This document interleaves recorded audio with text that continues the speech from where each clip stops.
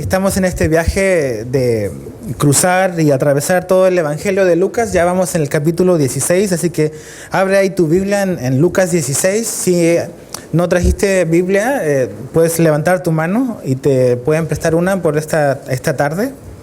Siempre es bueno ir leyendo también, no solamente escuchando, sino que leyendo lo que vamos a ver esta tarde. El mensaje de esta tarde se llama Vivo Pos Muerte, y decíamos el domingo pasado cuando comenzamos el capítulo 16 que en el capítulo 16 Jesús iba a hablar e iba a tocar dos temas que son realmente bien importantes y que el hombre en general piensa bastante en ello y que son asuntos esenciales.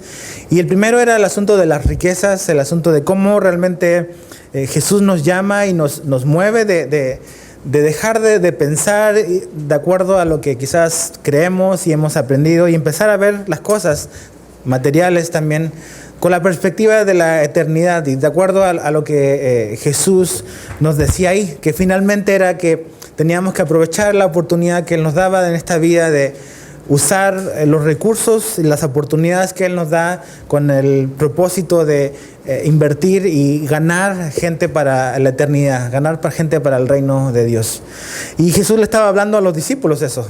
Realmente era una conversación que Él tenía con sus discípulos, pero en medio de esa conversación se agregaron pues los fariseos y Jesús empieza de hecho los fariseos comenzaron a burlarse de Jesús por la enseñanza, de realmente se burlaban de que Jesús enseñara de que realmente esta vida era pasajera y que realmente teníamos que aprovechar nuestros recursos para la eternidad. Ellos se burlaban porque dice ahí que realmente detrás de toda esta apariencia de piadosa o pseudo piadosa que tenían los fariseos, los religiosos de ese tiempo, era que estaba realmente la avaricia detrás de ellos. Y eran pues amantes del dinero y de todo lo que tuviera que ver con riquezas. Y eso era realmente lo que había en el corazón de estos hombres, de estos fariseos, de estos religiosos. Entonces Jesús empieza a hablarle y vamos a leer ahí en el verso 16 cómo Jesús les habla de que realmente su entendimiento respecto a las cosas realmente está bien distorsionado de lo que es en realidad. Fíjate el verso 16 y 17 de Lucas 16 y dice así: la ley y los profetas eran hasta Juan. Desde entonces el reino de Dios es anunciado y todos se esfuerzan por entrar en él. Pero más fácil es que pasen el cielo y la tierra que se frustre una tilde de la ley. Entonces aquí Jesús está hablando con estos hombres, con estos religiosos que aparentan ser hombres que entienden bastante la ley, pero de acuerdo a lo que Jesús les dice, realmente su ignorancia queda de manifiesta y siempre como que eran expuestos por Jesús de acuerdo a su manera de pensar y cómo Cristo realmente los desarmaba. Y aquí empieza a hablar de la ley y de Juan, y que la ley y los profetas fueron hasta Juan. Y aquí nos habla de una realidad. Juan el Bautista, al cual Jesús se refiere acá, fue realmente el último hombre o el último profeta, podríamos decir, del Antiguo Testamento. Aunque fue contemporáneo con Jesús, podríamos decir que Juan fue una especie de vínculo o de una transición de todo lo que estaba escrito en el Antiguo Testamento con lo que Jesús venía a revelar, a anunciar el Evangelio. Juan, no Juan el Bautista, pero Juan el apóstol, el discípulo, dijo en Juan 1 que la ley vino con Moisés, pero la gracia y la verdad vinieron con Jesucristo. Entonces Juan hacía esa función y ocupó un lugar en el plan de Dios. Y Jesús dice: no hay hombre más grande que, no hay profeta más importante que Juan el Bautista. Siempre pensamos en profetas de renombre, muy famosos, Elías, Isaías quizás, y dices: oh, wow, tremendos hombres de Dios. Pero para Jesús dice: no, el superior, el mayor a todos ellos es Juan el Bautista. Tenía un plan específico que era prepararle el camino a Jesús. Y aquí Jesús dice: mira, el reino de Dios ha sido anunciado desde entonces. Y hemos visto toda la serie en Lucas, cómo Jesús va predicando el Evangelio, va sanando a personas, va haciendo libres a personas espiritualmente realmente, trayendo la salvación. Y el Evangelio estaba siendo propagado por todas partes. Vimos en unos capítulos anteriores que Jesús recorría las aldeas, las ciudades, no importa de los tamaños, Jesús iba y traía las buenas nuevas del reino de Dios. Pero dice algo interesante, dice, fíjate el verso 16, que todos se esfuerzan por entrar en él.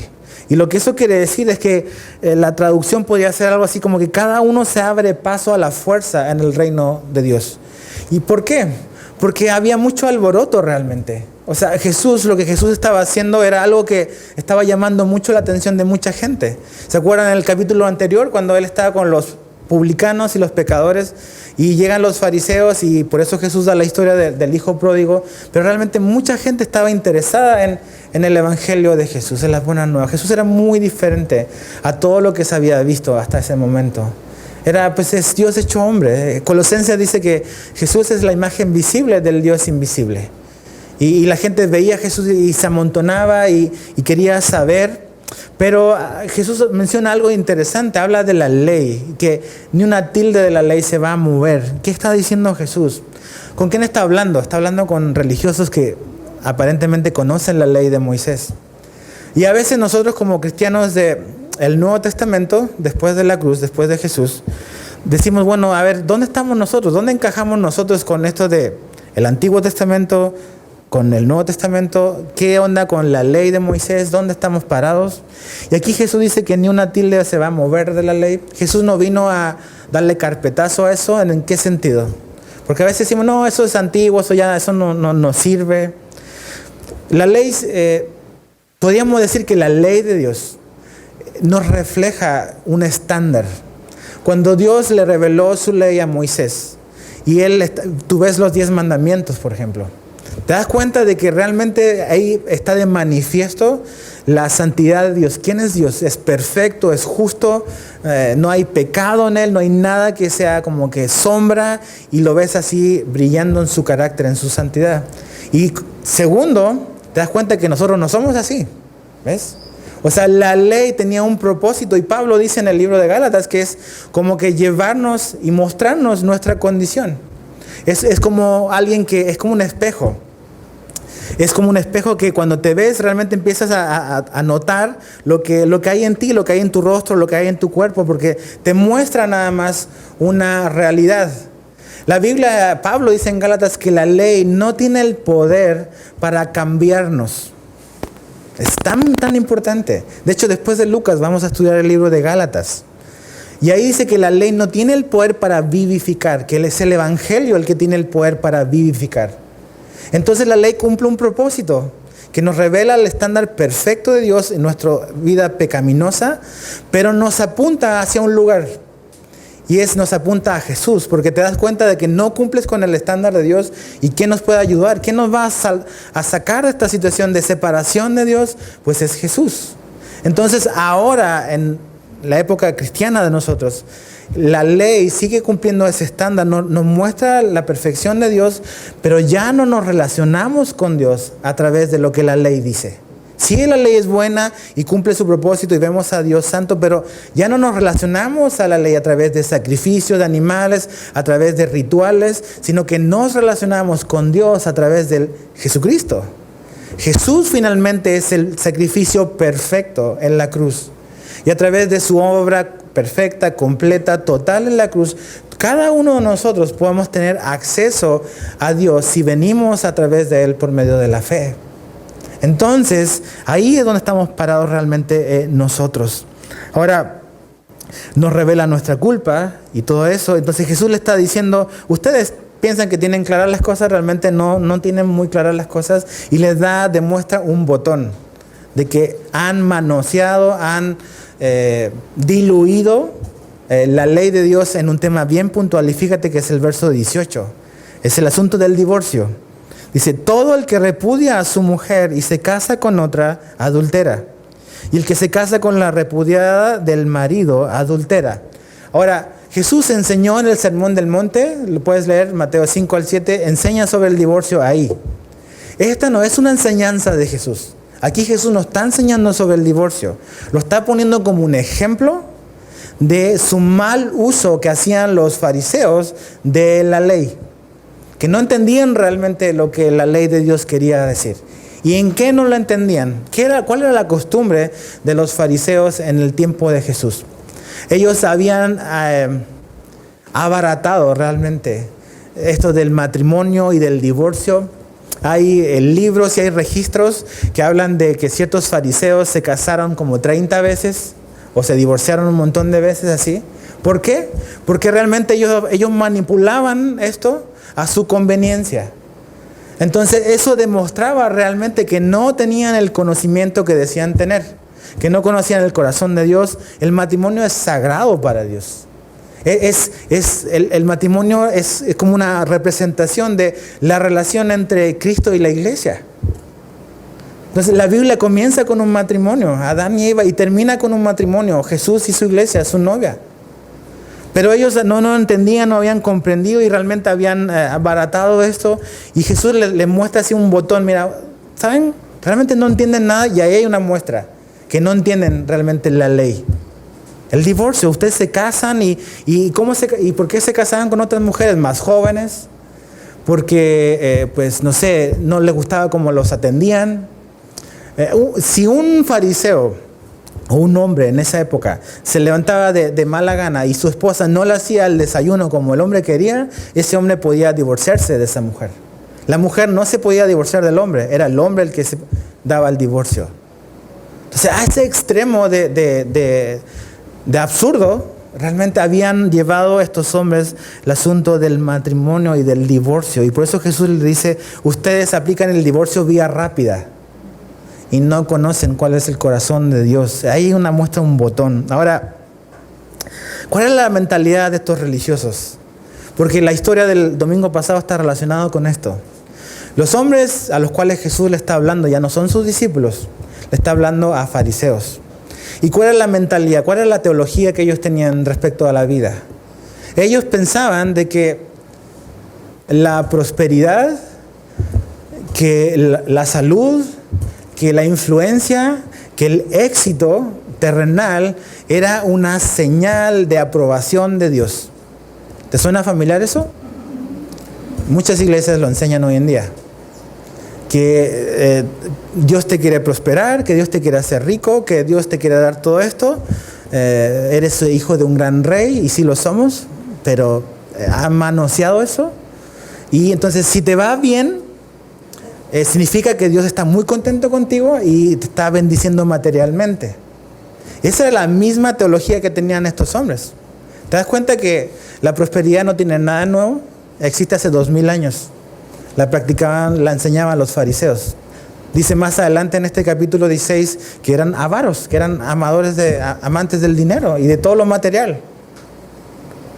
Ahora, por el contrario, ellos creían y enseñaban que si a ti te iba mal, si eras pobre, si estabas enfermo, si no tenías mucha influencia, eso era una señal y una evidencia de la desaprobación de Dios en tu vida. Lo mismo que ahora. Estás enfermo, te va mal, seguramente es porque estás en pecado, porque no tienes la suficiente fe y todo ese rollo que hay hoy en día en las iglesias, en muchas iglesias. Entonces, Jesús les va a dar una historia que les va a tumbar su teología. Toda su doctrina está equivocadísima. Y Jesús eso es lo que va a decirles. Fíjate, verso 19 al 21.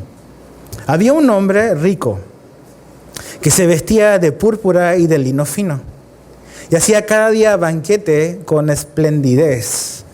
Había también un mendigo llamado Lázaro que estaba echado a la puerta de aquel, o sea, de la puerta del hombre rico, lleno de llagas, y ansiaba saciarse de las migajas que caían de la mesa del rico, y aún los perros venían y se lamían las llagas. Entonces Jesús comienza esta historia que yo creo que no es una parábola. Uno puede pensar que esto es una parábola, que es una historia ficticia. Yo creo que no es eso, porque Jesús da un nombre. Nombra a un personaje de la historia, se llama Lázaro. Y Jesús cuando habla de parábolas jamás pone nombres. Esta es una historia que ocurrió. Y probablemente por respeto al fallecido y a la familia no da el nombre del hombre rico. Quizás probablemente los fariseos que están escuchando a Jesús conocen al hombre rico. Probablemente. Pero Jesús no lo nombra solo al mendigo. Ahora, ¿quién era este hombre rico? Fíjate, dice que el verso 19, era un hombre que se vestía de púrpura. La púrpura era algo que te daba un estatus. La realeza se vestía con túnicas de color púrpura. La púrpura era algo que sacaban de un molusco. Y se extraía bastante poquito de un molusco. Entonces, eso lo hacía un ingrediente o un elemento bastante costoso al tener. Entonces, la gente que se vestía de púrpura era gente que tenía mucho dinero. Quizás era realeza, que quizás tenía muchas influencias. Seguro tenía mucho dinero. También dice que este hombre se vestía de lino fino. Y el lino fino, la palabra que usa Lucas aquí habla de un lino que era extraído de Egipto. Era una especie de lino que era carísimo y que se usaba solamente para fabricar o para confeccionar la ropa interior. Entonces este hombre rico se viste ostentoso exteriormente, pero debajo de sus túnicas también tiene ropa costosa. Así como que ropa interior de lujo. Así este hombre gastaba en todo eso. Aparte dice que organizaba banquetes todos los días. Todos los días. Este no es el vecino que hace ruido el viernes y sábado. Es el vecino que hace ruido todos los días. Y todos los días dice que hacía un banquete, una pachanga realmente. La palabra banquete habla de un festejo. Es la misma palabra que usa en la historia del hijo pródigo cuando el papá recibe al hijo que regresa. ¿Se acuerdan que el hermano mayor estaba descontento, que escuchó el ruido desde lejos? Porque el papá estaba haciendo un banquete, algo grandote. Es lo mismo que ocurre acá. Cada día era una mega fiesta que este hombre hacía. Dice que era con esplendidez. Y esto te habla que era como glamuroso, algo brillante, algo ostentoso. Así vivía este hombre. ¿Y sabes qué? Este hombre refleja todo lo que Jesús dijo que no teníamos que ser. Es un hombre, en la primera parte del capítulo 16, que vemos que no aprovecha las oportunidades para invertir o tener claro el asunto de la eternidad. Ha vivido, ha hecho todo solo pensando en Él, gastando para Él, complaciéndose a Él, autocomplaciéndose, solo pensando en lo que le causa placer, en divertirse. Y no quiere decir que eso está mal, divertirse, pero es un hombre que vive simplemente enfocado en sí mismo y gasta sus recursos en eso. No piensa en la eternidad, no tiene claro que es un administrador y que un día le van a pedir cuenta de todo lo que se le dio, como vimos en la primera parte. Entonces él está así tranquilo de la vida. Tengo todo, puedo comprar todo lo que quiero, puedo comer todo lo que quiero, puedo ir a los mejores restaurantes, puedo invitar a todos los amigos que quiero. Y nunca piensa en que no tiene comprada la vida. ¿Ves? No tiene comprada la vida. No piensa en eso. En cambio, la otra parte de la historia, entonces, es trágico. Lázaro. ¿Cómo era Lázaro? Dice que estaba echado en la puerta de este hombre rico, a la puerta de su casa. Y dice que esa idea de estar echado significa que a este hombre todos los días lo iban a dejar ahí. Quiere decir de que este hombre no podía moverse por sí mismo. Era discapacitado o alguna discapacidad tenía, no podía caminar, no podía levantarse. Entonces todos los días lo iban a poner ahí seguramente para mendigar, para vivir de lo que pudiese conseguir en esa parte. Entonces yo me imagino los fariseos escuchando la historia y diciendo, sí, esos son los pecadores, los que les va mal. Nosotros somos los ricos, nosotros somos los bendecidos por Dios, porque tenemos esto y lo otro. Aparte, el Lázaro no está cubierto en lino fino, ni en púrpura, está cubierto de llagas. Esa es su ropa, ese es su vestido en la piel. Heridas, son úlceras. O sea, imagínate las heridas, y aparte dice que viene un perro y le lame las heridas. ¿Te has puesto a pensar en la higiene de eso? Un perro callejero lamiéndole las úlceras a una persona que tiene así toda su piel llena de heridas. O sea, es dolor, infección, todo eso. Y ese es Lázaro, ¿ves? Ese es este hombre. Y se sacía con las migajas. O sea, su vientre lo tiene tan pequeñito que con migajas se puede satisfacer. Así es Lázaro. Entonces, los fariseos, sí, gracias a Dios porque no somos como Lázaro. Y con lo que Jesús va a decir no tienen la menor idea que Jesús les va a tumbar su concepto de la eternidad. Fíjate el verso 22. Aconteció que murió el mendigo y fue llevado por los ángeles al seno de Abraham, y murió también el rico y fue sepultado. Y en el Hades alzó sus ojos, estando en tormentos, y vio de lejos a Abraham y a Lázaro en su seno. Aquí ocurre, para los dos, ocurre lo que va a ocurrir para cada uno de nosotros. Y es que un día vamos a morir todos. Y no me quiero poner así como que trágico. Sonó como que un día todos vamos a morir, pero es la verdad. La muerte es algo inevitable. Si Jesús no viene antes, tú y yo un día vamos a morir. Y no pensamos mucho en eso. No nos gusta pensar mucho en eso, pero aquí Jesús nos está diciendo que tenemos que pensar en eso. Tenemos que pensar en ese momento. Eclesiastés, Salomón dice que es mejor ir a un funeral que ir a un banquete. ¿Por qué? Porque cuando vamos a un funeral pensamos y nos recordamos que ese es el final que vamos a tener. Un día vamos a morir. Pero, y los dos mueren, ¿ves? El hombre, el mendigo muere, Lázaro, pero el hombre rico también muere. O sea, su dinero, todo lo que tenía, no le sirvió para vivir más. ¿Y sabes qué? El dinero, eso es lo que hace. El dinero nos puede ayudar a comprar medicinas, pero el dinero jamás nos va a comprar vida. El dinero te puede ayudar a comprar bienes, pero el dinero no te va a dar la satisfacción que necesitas. El dinero te puede comprar sexo, pero no te va a comprar amor, mi amigo. El dinero puede comprar muchas cosas, pero el dinero no puede comprar lo que solo Jesús te puede dar. No lo puede. Y los dos mueren. Ahora, ¿qué ocurre después de la muerte? ¿Qué ocurre? Esta historia nos muestra la verdad, que es que después de la muerte hay vida. Hay vida después de la muerte. Hay vida post-muerte. Y ambos despiertan en esta realidad. Y el despertar de este hombre rico, fue espantoso para él. Y deja clarificarlo. Este hombre se va a este lugar no porque es rico. Su pecado no es que tenga dinero. El pecado es lo que dice la Biblia, que es el amor al dinero. ¿Ves? Entonces, tampoco significa que el pobre, por ser pobre, se va a ir al cielo. Y que el rico, por simplemente ser rico, no puede entrar ahí. Entramos al cielo y vamos y somos reconciliados con Dios, no por el dinero que tengamos en nuestra cuenta de banco, sino por el sacrificio y por la justificación y por todo lo que Jesús hizo por nosotros en la cruz. Simplemente por eso. Y eso es un gran descanso. Pero este hombre despierta y se ve en un lugar atormentado, en un lugar espantoso, que aquí dice que es el Hades. Ahora, tenemos que entender esta verdad, y es que el Hades es el lugar donde la gente, cuando moría, antes de la muerte y la resurrección de Jesús, iba. Ese es el lugar donde los muertos iban. Y este Hades, vamos a ver en la historia, que es un lugar que está dividido en dos partes. Una parte, dice acá la historia, que es el lugar donde está el lugar de consolación, que es el seno de Abraham. El seno es como el regazo, es un lugar donde ellos son consolados, o eran consolados los que iban ahí. Pero al otro lado está el lugar de tormento, desde donde despierta este hombre rico. Ahí despierta este hombre, pero están separados. Y es un lugar que realmente es espantoso.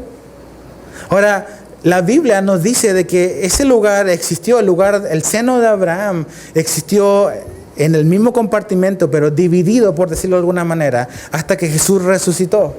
Cuando Jesús murió, ¿te acuerdan cuántos días estuvo enterrado, sepultado? 3 días. ¿Y qué hizo Jesús en esos 3 días? La Biblia nos dice qué hizo Jesús en esos días. Dice que bajó y le predicó a la cautividad. Y que se llevó cautiva a la cautividad. Y cuando ascendió al cielo se llevó a toda esa gente que estaba en el seno de Abraham. Nosotros hoy, como cristianos del Nuevo Testamento o después de la cruz, nosotros creemos y somos salvos y hemos puesto nuestra confianza en algo que ocurrió en el pasado. La cruz de Jesús. La gente del Antiguo Testamento puso su confianza en lo que iba a venir en el futuro. En este Mesías, en este Salvador prometido. Y la gente murió en esa esperanza de algo que iba a ocurrir en el futuro. Y cuando morían se iban al seno de Abraham. Pero Jesús, cuando murió, dice que descendió, Efesios 4 lo puedes leer, y en Primera de Pedro lo lees, y dice que se llevó a los que estaban ahí. Por eso cuando Jesús resucitó, dice que cuando Él se levantó, muchos muertos se levantaron también.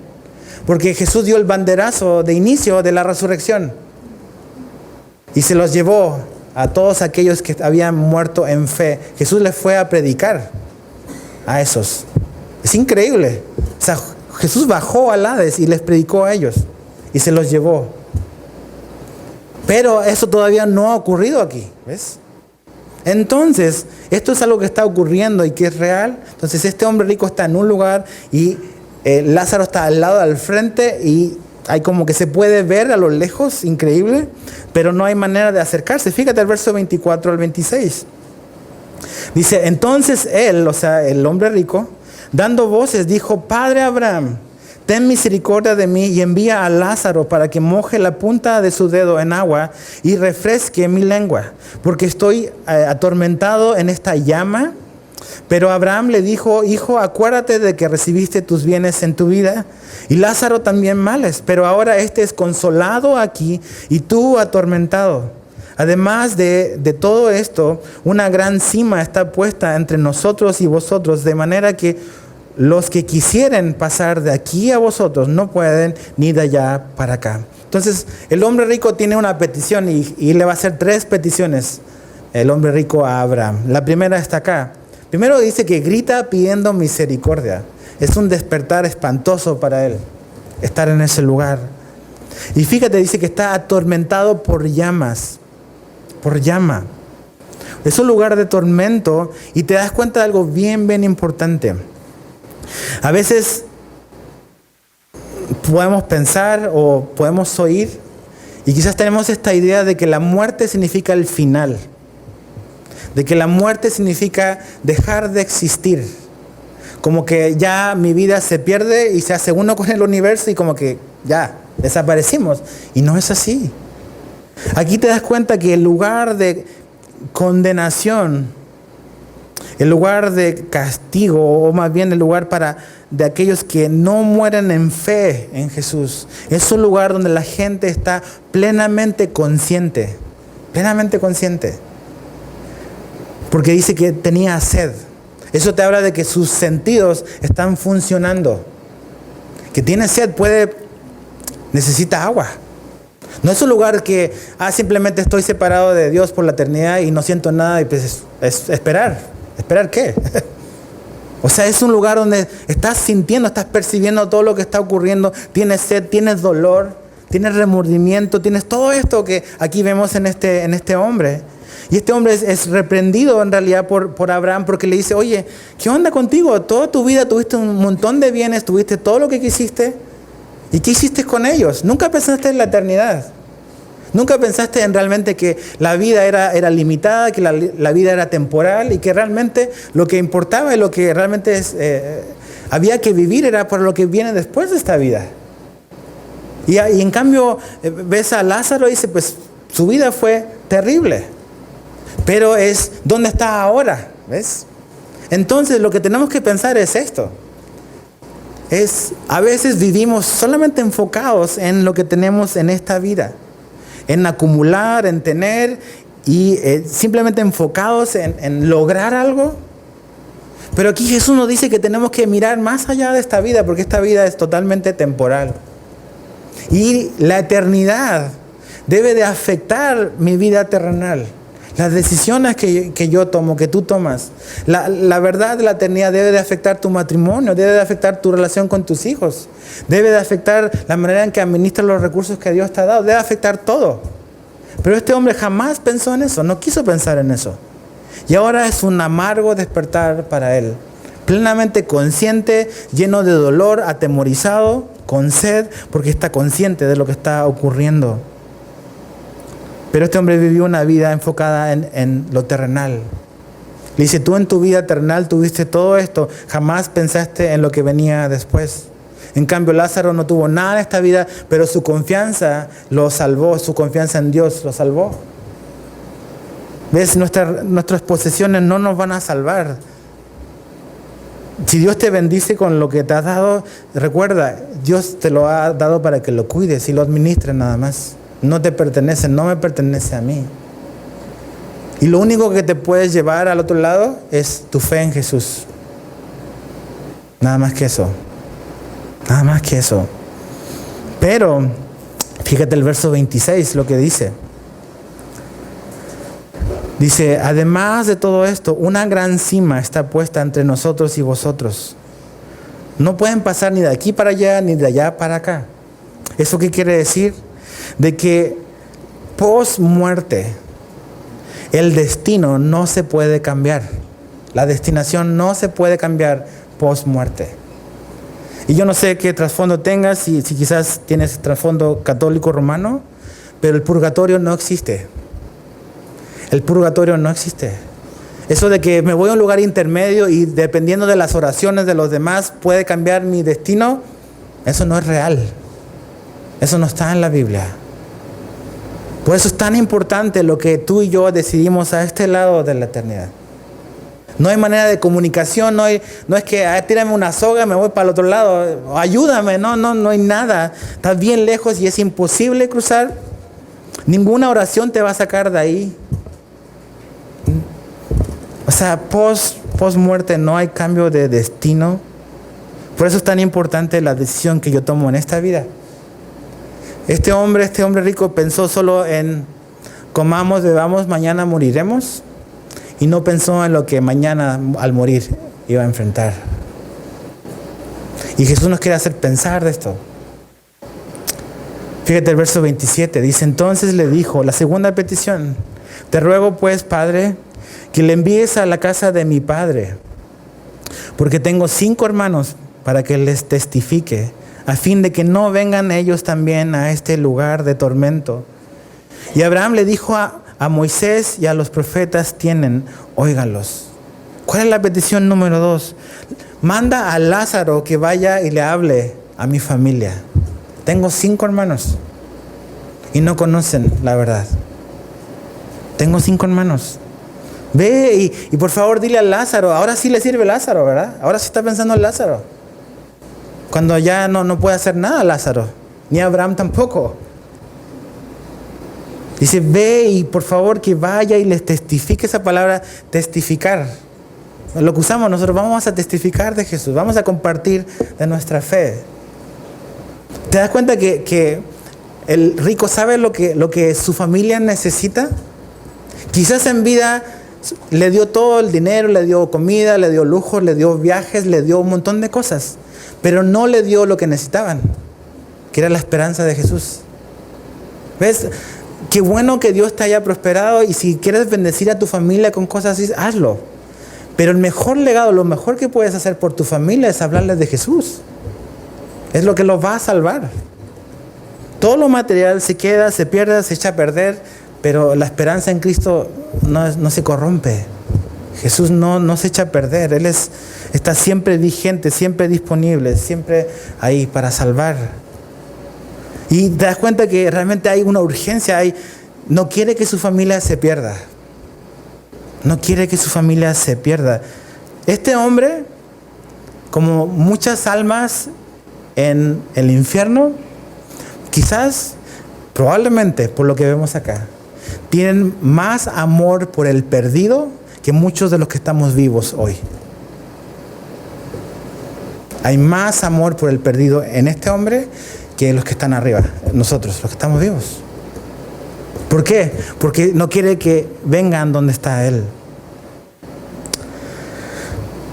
Todos conocemos el Ejército de Salvación. ¿Se ubican en el Ejército de Salvación? Siempre lo vemos a los niños cantando en Navidad en el Walmart acá. Pero te has puesto ¿sabes quién es el fundador? El fundador es un hombre llamado William Booth. Era un general. Él comenzó el Ejército de Salvación hace décadas, muchos años atrás. Pero él escribió algo que se los quiero leer. Dice así. Dice, la mayoría de las organizaciones cristianas quisieran mandar a sus reclutas a un seminario por 4 o 5 años. Yo quisiera que nuestros reclutas pudieran bajar al infierno solo por 5 minutos. Tal experiencia sería la mejor calificación para una vida de ministerio compasivo. Solo 5 minutos ahí. Y sería un buen impulso para tener más compasión por la gente que se está perdiendo. Compasión. No pensamos Pensamos en que vamos a vivir mucho tiempo y que mi papá o mi mamá o mi hermano va a vivir hasta que sea viejito. Tengo muchos años por delante para hablarles de Jesús. Y no sabemos. Realmente no sabemos. Dios debe de darnos los ojos para ver a la gente como la veía Él. Dios nos debe dar un corazón conectado con Él para aprovechar las oportunidades que Él nos abra. No andar forzando, pero no quedarnos atrás tampoco. Realmente aprovechar las puertas que Él nos da para compartir el Evangelio. Entonces, la respuesta de Abraham es no. Lázaro no puede ir. Ya tienen algo que pueden escuchar. Y le dice a Moisés y los profetas. Fíjate el verso 30 y 31. La tercera como que petición. Y de hecho es como una réplica realmente lo que dice el hombre. Dice, él entonces, o sea, el hombre rico, dijo, no, padre Abraham, pero si alguno fuere a ellos de entre los muertos, se arrepentirán. Mas Abraham le dijo, si no oyen a Moisés y a los profetas, tampoco se persuadirán aunque se levantare de los muertos. ¿Te das cuenta que la respuesta de Abraham es exactamente la misma? Es Moisés y los profetas. Pero la petición es, en este hombre hay una urgencia por su familia. Hay una urgencia por su familia. ¿Y cuántos de nosotros tenemos acá familia que no conoce a Jesús realmente? Muchos tenemos familia. Que realmente tú dices, ¿estás seguro de que si ellos fallecen hoy se van al cielo? Probablemente no. Y decimos, no, como que evitamos pensar en eso. ¿Te imaginas lo que ocurrió? Pensemos en lo que ocurrió hace, ¿qué? 14 años atrás, en las Torres Gemelas.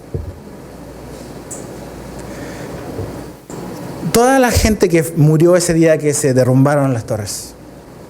Si tú supieras y tuvieses chance de volver atrás y de tener acceso a esa información, de lo que iba a ocurrir ese día para 4,000, 5,000 personas, si pudieses regresar y advertirles, ¿lo harías?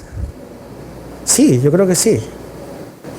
Ahora, si nosotros tenemos la verdad del Evangelio y no lo compartimos y no tenemos el 10% de la pasión que tiene este hombre en el Hades, conociendo la verdad, ¿en qué nos transforma eso a nosotros? Si sabemos la verdad, sabemos la esperanza del Evangelio glorioso de Jesús, de lo que Él hizo, cantábamos recién, que en la cruz Él absorbió todo lo que nosotros merecíamos, todo el castigo cayó sobre Él, para que nosotros no lo recibiéramos, para ser reconciliados con Él. Si nosotros no hiciéramos eso, es como saber que se va a derrumbar esa torre y saber que toda esa gente se va a morir y no hacer nada al respecto. Quedarnos viendo la televisión. Entonces, este hombre tiene mayor pasión que quizás muchos de nosotros. Mayor pasión. Ahora, le dice, mira, si se levanta uno de los muertos, seguro van a arrepentirse. Y Abraham le dice, no. Ahora, ¿cuántos muertos levantó Jesús? Muchos. ¿Cuántos milagros ha hecho Jesús de traer de la muerte a gente? Muchos. ¿Y la gente se arrepintió todos? No. Porque a veces nuestro corazón incrédulo y nuestro corazón duro, por más evidencias que Dios quiera dar, nomás no queremos creer. No queremos arrepentirnos. O la gente no quiere arrepentirse. Jesús en Juan 11 levanta a otro Lázaro. Y tú lee ahí en Juan 11, al final por el capítulo 44, por 45, dice que con ese milagro muchos creyeron, pero ¿sabes qué ocurrió también? Muchos se enojaron. Los fariseos a los cuales Jesús le está hablando aquí, se enojaron y empezaron a confabular para matar a Jesús. Y para tratar de hacer desaparecer a Lázaro. Porque era una evidencia de lo que Jesús era capaz de hacer. Entonces tú dices, se levantó un muerto. ¿Eso es suficiente para creer? No. Jesús se levantó de los muertos. ¿Era suficiente para que todo el mundo creyera? No. ¿Por qué? Por el corazón duro y no arrepentido. Entonces, este hombre rico sabe que realmente cuál es la clave. ¿Y cuál es la clave? Fíjate, está en el 30. Se arrepentirán.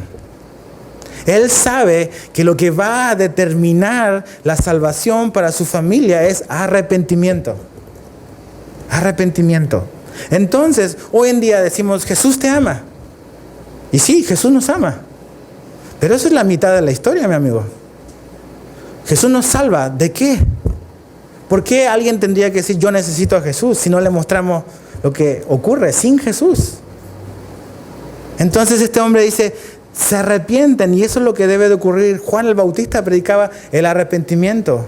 El reino de Dios se acercó, arrepentidos. Jesús decía, el reino de Dios se ha acercado, arrepiéntanse. Es cambiar nuestra mente, es cambiar nuestra manera de pensar, es un cambio de corazón, es un cambio de nuestras acciones, de nuestros pasos. Eso es arrepentimiento. Y este hombre sabe que eso es lo que debe de encontrar la familia, arrepentimiento y venir a Jesús, venir a la verdad de Dios. Arrepentimiento. Este hombre tuvo todo menos arrepentimiento en su vida. Todo. Y el rico sabe que esa es la clave. Y él quiere que su familia escuche. Y él quiere que su familia se arrepienta, para que no esté por la eternidad en el lugar donde él está ahorita. Ahora, Abraham le dice, no, ninguna experiencia sobrenatural, paranormal, tiene el poder de persuasión que tiene la palabra de Dios. Dice, mira, aunque se levante uno no van a creer, pero tienen que escuchar ¿a quién? A Moisés y a los profetas. ¿Qué es lo que le estaba diciendo a Abraham? Tienen que escuchar la palabra de Dios. Las dos veces le responde lo mismo. Tienen que escuchar la palabra de Dios. Ahí está el poder. No es en que alguien venga a hablarles. Hay mucha gente hoy en día que quizás es un poco supersticiosa. Que mi papá se murió y me anda cuidando por ahí. Y que sí, como que sentí su presencia y seguro me está cuidando desde el cielo. Y que parece que me quiere decir algo y no sé, un montón de cosas respecto a la muerte. Y aquí la Biblia enseña claramente de que no hay comunicación posible entre la eternidad y esta parte de la vida terrenal. No hay manera de comunicación. No hay manera de comunicación, no hay manera de que ellos puedan venir a informarnos de algo. Porque aunque pudieran hacer lo que no lo pueden, dice la Biblia, eso tampoco garantiza que cambiaríamos. Abraham le dice, tienen que escuchar. El poder sobrenatural de la palabra de Dios es más fuerte para persuadir que una experiencia sobrenatural y paranormal. Eso es lo que el hombre necesita. Ese es el mensaje que necesitamos oír y creer. No solamente oír, creer. Ponerme el paracaídas para salvarme. Lo hago mío. Hago mío a Jesús. Y yo soy de Él. Ahora, Pedro, quiero leerles como para terminar con esto. Pedro estuvo 3 años con Jesús. 3 años y medio. Y por 3 años y medio él vio todos los milagros que Jesús hizo. Escuchó las enseñanzas, caminó con el Señor y en un momento en su vida, él tuvo acceso junto con otros 2 al monte de la transfiguración. Lo estudiamos hace meses. ¿Y se acuerdan qué es lo que vio Pedro ahí? Vio a Jesús glorificado. La gloria de Jesús como es en el cielo. Lo vio. Fue una experiencia increíble para Pedro y los otros 2. Pero fíjate lo que Pedro dice en 2 de Pedro 1, 16 y 19. No es necesario que vayas ahí, te lo quiero leer rápido. Voy a leer de la Nueva Traducción Viviente y dice lo siguiente. 2 de Pedro 1, 16 y 19. Pues no estábamos inventando cuentos ingeniosos cuando le hablamos de la poderosa venida de nuestro Señor Jesucristo. Nosotros vimos su majestuoso esplendor con nuestros propios ojos. Cuando Él recibió honor y gloria de parte de Dios el Padre, dice, la voz de la majestuosa gloria de Dios le dijo, este es mi Hijo muy amado en quien me da gran gozo. Es el monte de la transfiguración. Verso 18. Nosotros mismos oímos aquella voz del cielo cuando estuvimos con Él en el Monte Santo. Ahora, eso es una experiencia que dices, ¿quién la quisiera tener? Todos. Ver la gloria de Jesús y un día la vamos a ver. ¿Ok? Pero Pedro dice, ¿sabes qué? Por muy increíble que fue esa experiencia, fíjate lo que dice después. Debido a esa experiencia, ahora confiamos aún más en la experiencia, dice, no, en el mensaje que proclamaron los profetas. O sea, el Antiguo Testamento. Lo que Abraham está diciendo Moisés y los profetas. Dice, ustedes deben prestar mucha atención a lo que ellos escribieron. Dice, porque sus palabras son como una lámpara que brilla en un lugar oscuro hasta que el día amanezca y Cristo, la estrella de la mañana, brille en el corazón de ustedes. Entonces, aquí Pedro dice, tuvimos una experiencia increíble. Pero ¿sabes qué? No andamos predicando unas experiencias. Andamos predicando a Jesús. No necesitas tener una experiencia o ir a un encuentro para conocer a Jesús. Jesús está disponible a donde tú estás. Él vino a revelarse a nuestra vida. Y no necesitamos vivir una experiencia, podemos conocer a Jesús por medio de su palabra. Es ahí donde Él nos quiere hablar. Y eso es lo que tengo que hacer, tengo que abrir mi Biblia. Tienes que abrir tu Biblia. Y dejar y buscar a Jesús y que Jesús te hable, porque eso es lo que nos va a salvar. Eso es lo que dice Abraham. Tú escucha, oye, ahí está la salvación. No andes buscando una experiencia paranormal o sobrenatural. Encuéntrate con Jesús en su palabra. Ahí está el poder para persuadirte o para persuadir a otro que necesita la salvación. A veces queremos compartir el evangelio basado solamente en nuestras experiencias. Que me pasó esto, me pasó esto otro. Mi experiencia no puede convertir a nadie. Es la palabra de Dios la que lo puede persuadir de venir a Jesús. Eso es lo que Abraham dice. Jesús dijo, escudriñad las Escrituras porque ahí está la vida eterna. Aquí está. Entonces Jesús murió, volvió de la muerte y yo confío en lo que Él dice, de lo que hay después. ¿Tú le crees a lo que Jesús dice de lo que hay después? Y que podemos confiar absolutamente en Él. Yo sí le creo. Creo que es confiable, que es seguro y sé que es la eternidad que Él tiene para mí. Y para los que creen en Él, como muchos de ustedes. Pero ¿qué es necesario? Si a lo mejor no te has reconciliado con Dios, es lo que este hombre sabía, el ingrediente es arrepentimiento. Si mi familia escucha y se arrepiente para que no vengan acá, entonces la salvación está a un arrepentimiento de distancia. Simple, así. Entonces pensemos en esto. Que realmente, y sabes que no vivimos o no llevamos una relación con Dios por miedo al infierno.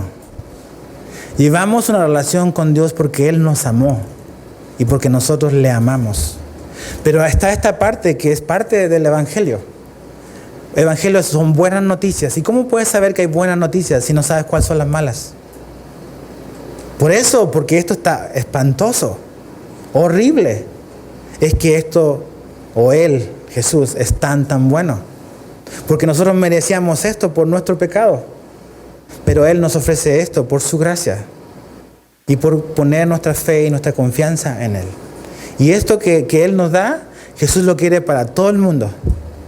Dice que Él no quiere que nadie perezca, que todos vengan ¿qué? Al arrepentimiento. Ese es el corazón de nuestro Señor. Un corazón para salvar. Nos salvó a nosotros y nos quiere usar para alcanzar a otros. Pensemos en la eternidad, en esta verdad. Señor, te damos gracias, Jesús, porque nos hablas de estas cosas que quizás no quisiéramos tocar, de esta realidad de un lugar de condenación, un lugar de castigo. Y es real y es palpable, la gente está consciente ahí. Y es un lugar espantoso.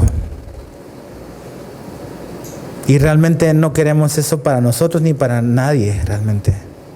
Gracias porque tú viniste para cambiar ese destino que teníamos por nuestra separación, nuestro pecado en contra tuya. Gracias porque en la cruz la ira de Dios fue aplacada. Y tú la recibiste en nuestro lugar para no ser castigados como merecíamos. Y te damos gracias por la nueva realidad que tú nos ofreces. Reconciliados, perdonados, amados, con una eternidad asegurada contigo. Pero Señor, no permitas que nuestra seguridad y el futuro asegurado que tenemos y que tú nos has dado a nosotros nos quite la vista de mucha gente que no va rumbo a ese lugar.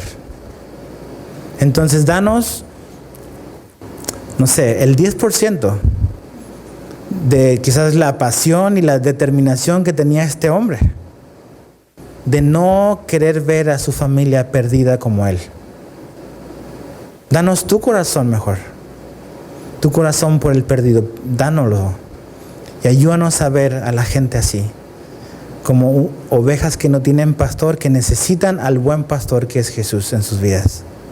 Te damos gracias, Señor, porque nos salvaste, y te pido que si aquí hay personas que no han hecho esa transacción aún de reconciliación contigo, tú no los dejes tranquilos hasta que se haga el día de hoy, y que ellos puedan comprender su condición separada de Cristo y su destino, pero que puedan ver la gloria de lo que tú nos ofreces en Jesús, simplemente siendo tus hijos y adoptados, pero también el destino eterno que tú nos das por ser tus hijos. Entonces, salva a los que tú quieres salvar. Y pon en ellos, pon en los que están acá, un corazón para responder a tu invitación. Te amamos, Señor, te agradecemos todo lo que nos has dado. Y oramos en el nombre de Jesús, tu Hijo. Amén.